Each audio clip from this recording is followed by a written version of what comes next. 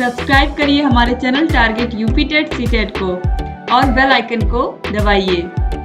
Hello दोस्तों, मैं आनंद स्वागत करता हूं आप सभी का आपके अपने चैनल और app target UP TET CTET में। दोस्तों, हम पढ़ रहे हैं आपके डीएलएड थर्ड सेमेस्टर के गणित विषय को और इसमें बहुत ही महत्वपूर्ण अति लघु उत्तरीय प्रश्नों को हम देख रहे थे। पवन सीरीज के एक पार्ट हमने देख लिया था और इसका दूसरा पार्ट हम अब देखने जा रहे हैं।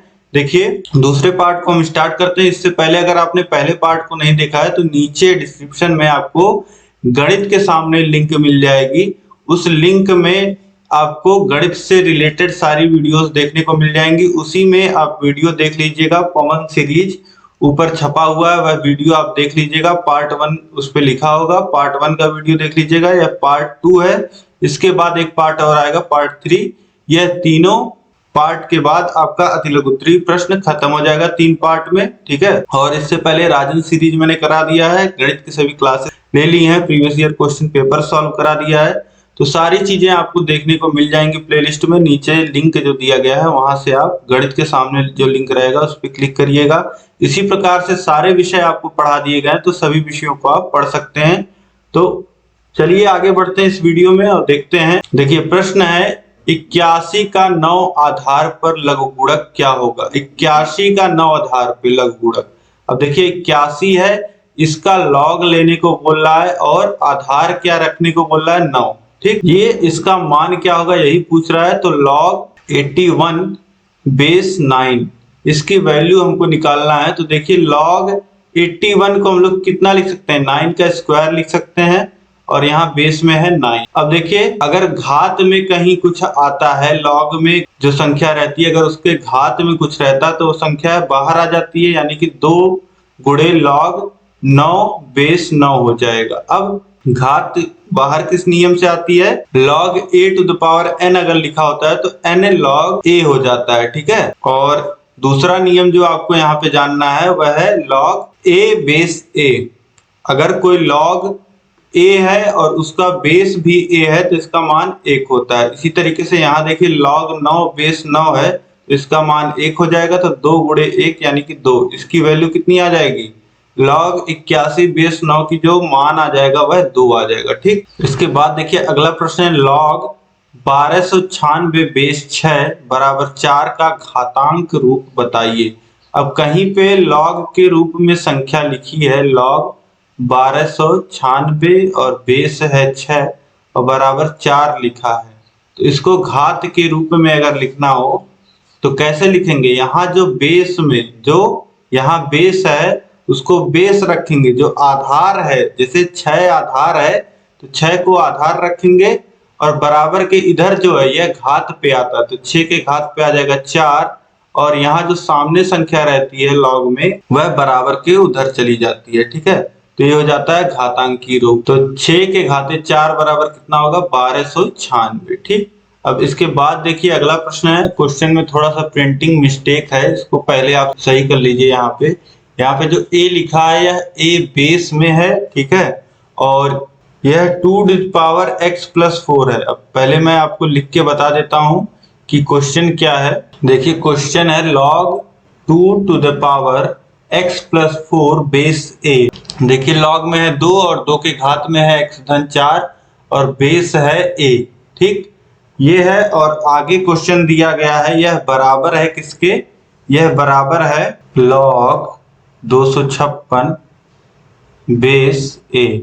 अब देखिए, यही क्वेश्चन में दिया गया है। यहाँ पे आपको क्या करना है, x की वैल्यू निकालना है। यहाँ पे आपको 2 के घात में x धन 4 दिख रहा है ब्रैकेट में, इसी की वैल्यू आपको यहाँ पे निकालना है। तो देखिए कैसे सॉल्व करेंगे। देखिए, log 2 के घाते x धन 4 है ब्रैकेट में और बेस है a बराबर log 256 को क्या लिखा जा सकता है। यहाँ पे देखिए, इस साइड बराबर के log में 2 के घात में है चीजें, तो यहाँ पे 256 भी 2 के घात के रूप में लिखा जा सकता है और 2 के घात 8 लिखा जा सकता है। 2 का 8 बार आप गुणा करेंगे तो आपको मिलेगा 256 और बेस में है यहाँ a, ठीक। अब देखिए, दोनों साइड आप कंपेयर करेंगे तो दोनों साइड log है और बेस a है, ठीक। तो अब आप क्या कर सकते हैं, सीधे सीधे log बेस ए हटा सकते हैं और सीधे सीधे संख्याओं का कंपैरिजन कर सकते हैं। ठीक है, तो ये कितना हो जाएगा, to the power x plus 4 बराबर 2 के घाते 8।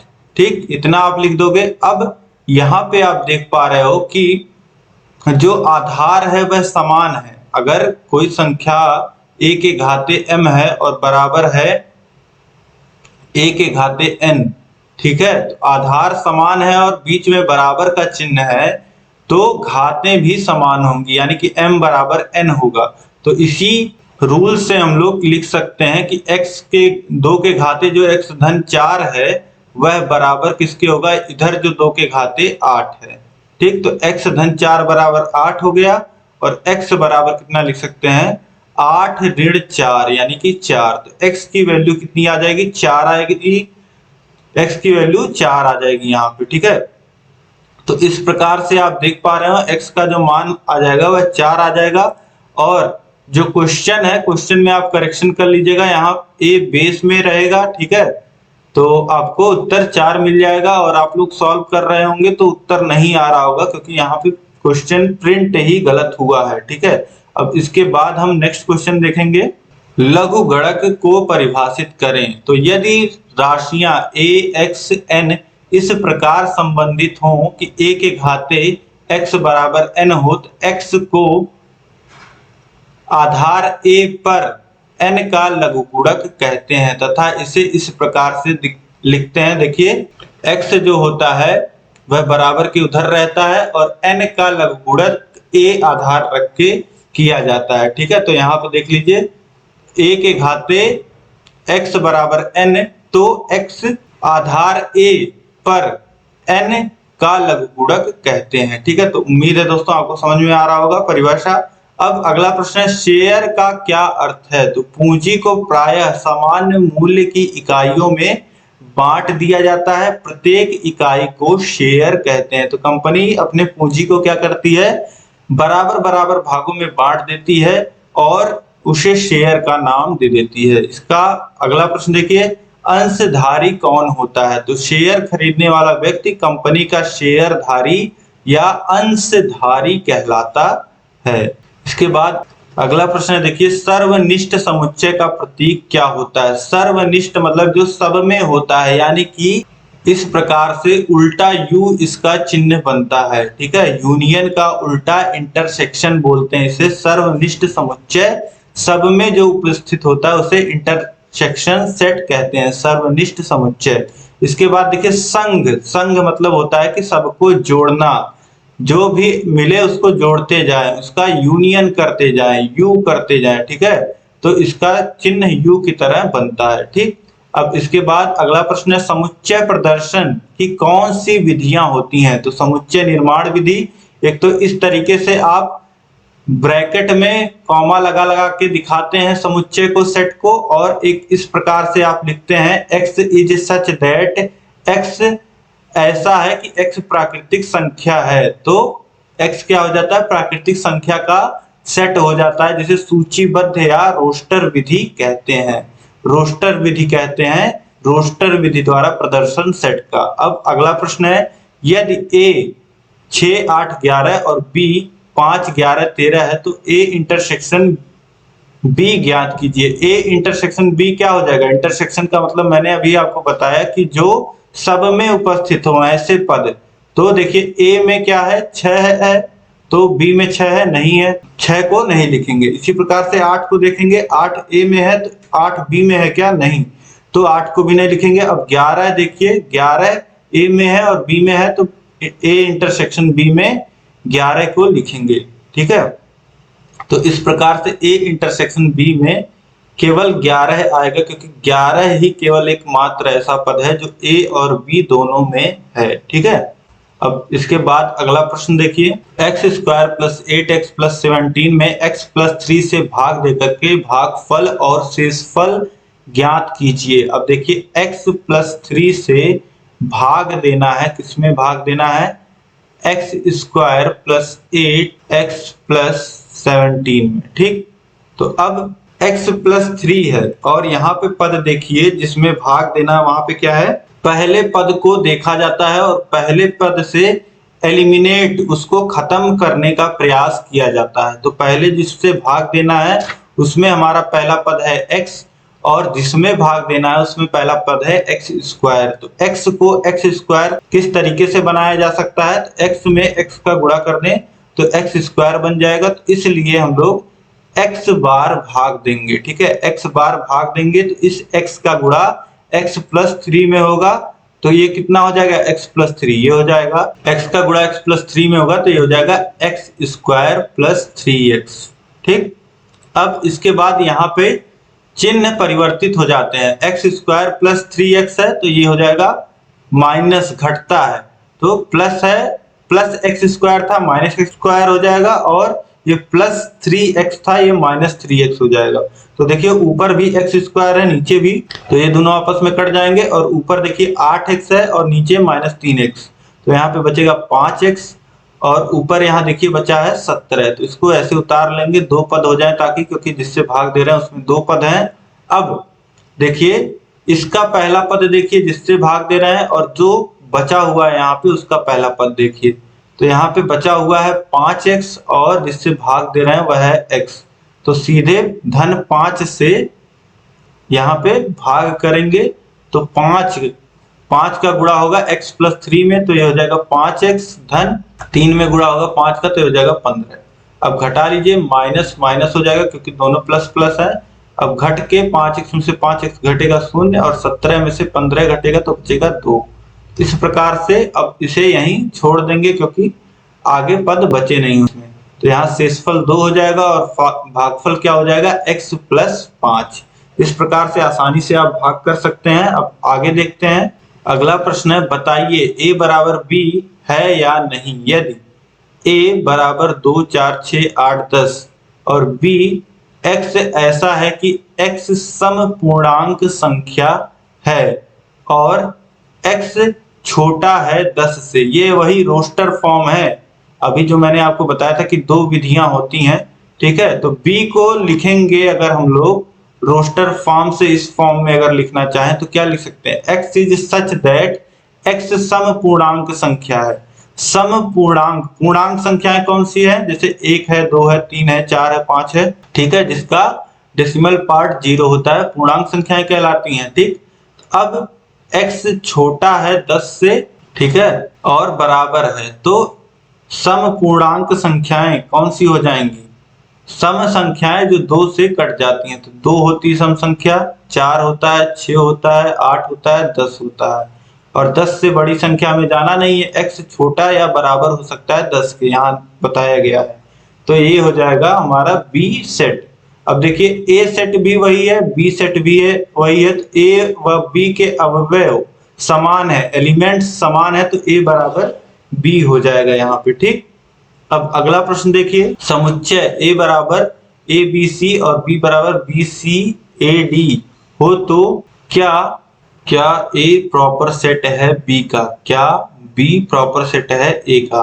तो सबसेट होता है, आपको पता है, अगर सबसेट में हम एक चीज छोड़ दें जो बराबर हो जाते हैं दोनों सेट, वो सेट अगर छोड़ दें तो हमें क्या मिलता है, प्रॉपर उचित उप समुच्चय मिलता है। तो प्रॉपर उपसेट यहाँ पे पूछ रहा है क्या a सबसेट है b का। तो देखिए a में क्या क्या एलिमेंट है, a में एलिमेंट है a b c, और b के एलिमेंट क्या है, b में एलिमेंट है b c a और d। तो अब देखिए a के सारे एलिमेंट जो हैं a b c a, यह तीनों जो है वह b में हैं, तो a जो हो जाएगा वह सबसेट हो जाएगा b का। तो a के समस्त अवयव b में उपलब्ध हैं, इसलिए a सबसेट है b का, अर्थात हाँ, ठीक है।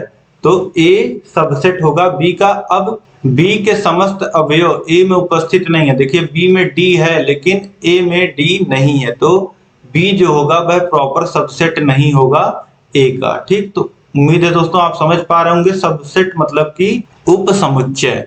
अब इसके बाद आगे देखते हैं हम लोग, देखिए नेक्स्ट क्वेश्चन है, a into b plus a into c plus a into d के गुणनखंड कीजिए। अब देखिए यहाँ पे हर जगह a आपको नजर आ रहा है, तो a कॉमन मिल जाएगा और ब्रैकेट में बच जाएगा b plus c plus d, यही हो जाएगा इसका गुणनखंड।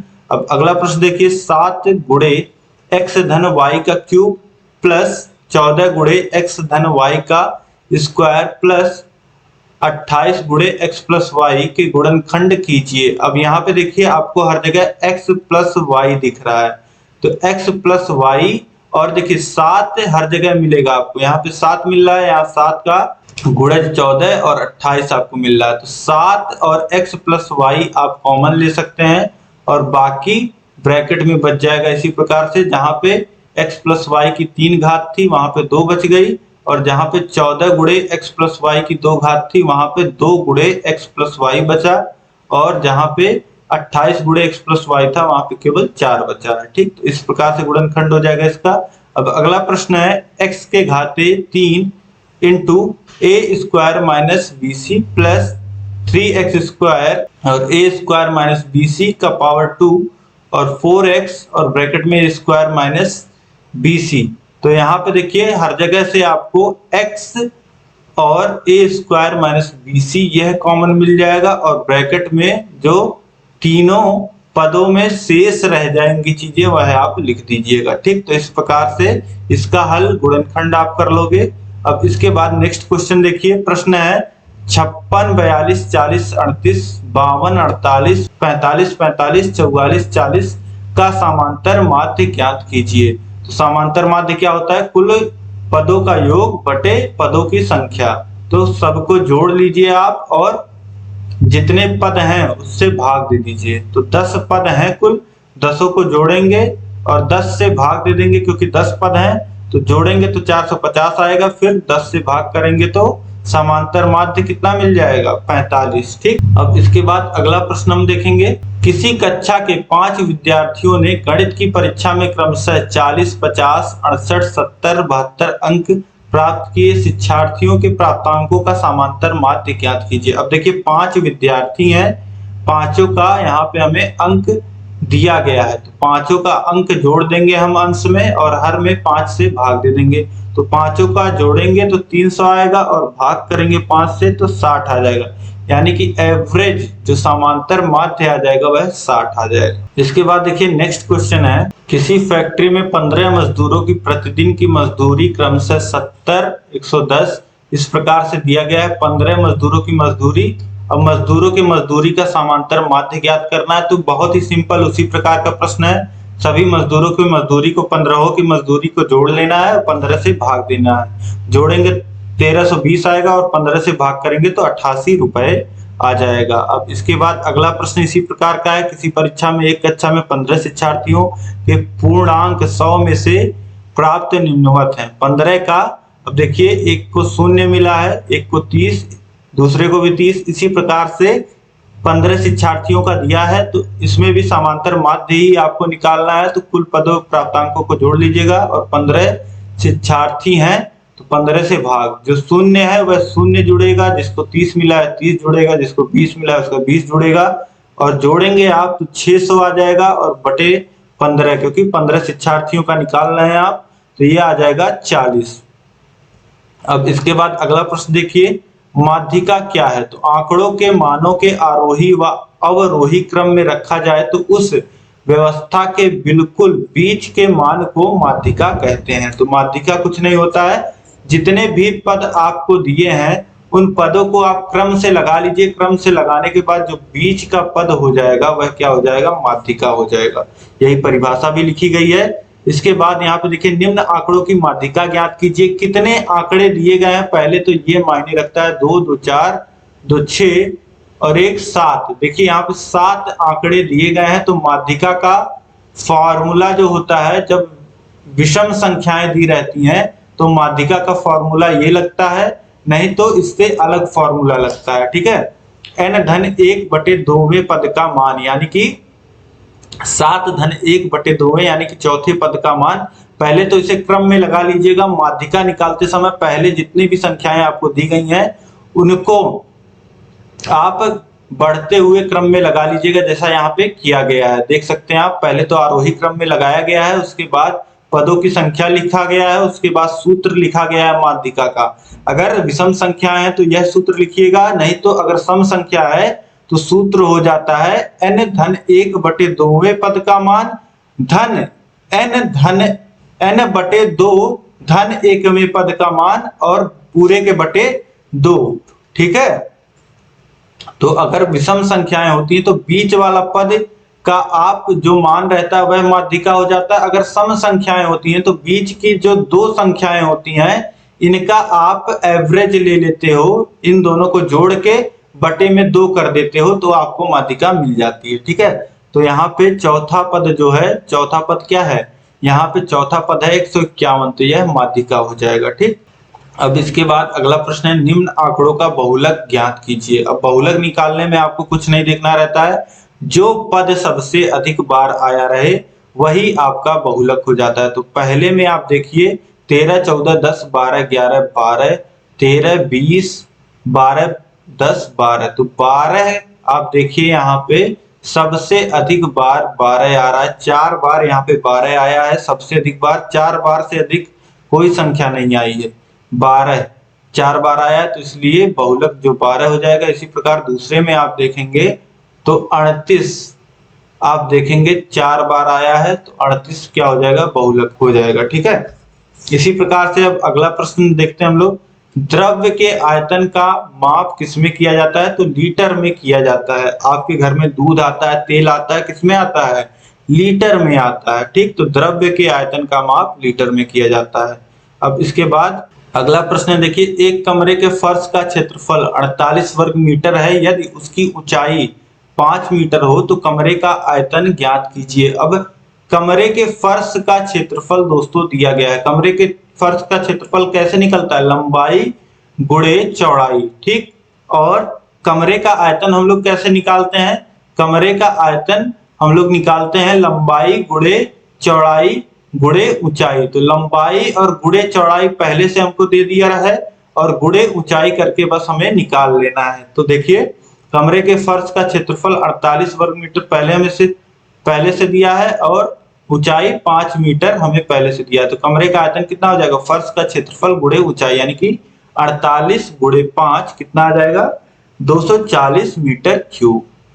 तो फर्श के क्षेत्रफल का गुणा अगर ऊंचाई में कर देंगे तो हमें उस कमरे का आयतन मिल जाएगा। ठीक, अब इसके बाद अगला प्रश्न है दोस्तों, समान ऊंचाई और समान त्रिज्या के आधार वाले शंकु और बेलन के आयतन में अनुपात ज्ञात कीजिए। तो एक है शंकु और एक है बेलन, तो शंकु का आयतन लिखेंगे और बटे में बेलन का आयतन लिखेंगे। अब देखिए यहाँ पे क्या है, शंकु का जो त्रिज्या है वही और ऊंचाई समान है, दोनों बेलन और शंकु की त्रिज्या और ऊंचाई समान है। यानी कि हम जब सूत्र लिखेंगे, शंकु के आयतन का सूत्र होता है 1/3 पाई आर स्क्वायर एच और बेलन के आयतन का सूत्र होता है पाई आर स्क्वायर एच। तो पाई आर स्क्वायर एच और पाई आर स्क्वायर एच कट जाएगा, अंश में बचेगा 1/3 और हर में बचेगा 1, तो ये कितना आ जाएगा, 1/3 आ जाएगा, जिसे लिख सकते हैं 1:3। यानी कि बेलन का जो आयतन होता है वह 3 गुना होता है किसी भी उसी त्रिज्या और ऊंचाई वाले शंकु के आयतन से। अब इसके बाद अगला प्रश्न देखिए, पार्श्व आकृति में O वृत्त का केंद्र है, ACB वृत्त पर 3 बिंदु हैं, कोण AOB का प्रतिवर्ती कोण 240 अंश है, तो कोण ABC का मान ज्ञात करें। अब देखिए कोण ABC का मान यहाँ पे ज्ञात करना है। अब यहाँ पे इन्होंने प्रिंटिंग में मिस्टेक किया है, ये पूछना चाह रहे हैं ACB, इस कोण का मान पूछना चाह रहे हैं। यहाँ पे यह जो कोण है इस कोण का मान पूछना चाह रहे हैं, कोण ACB। तो मैंने आपको बताया है कि किसी भी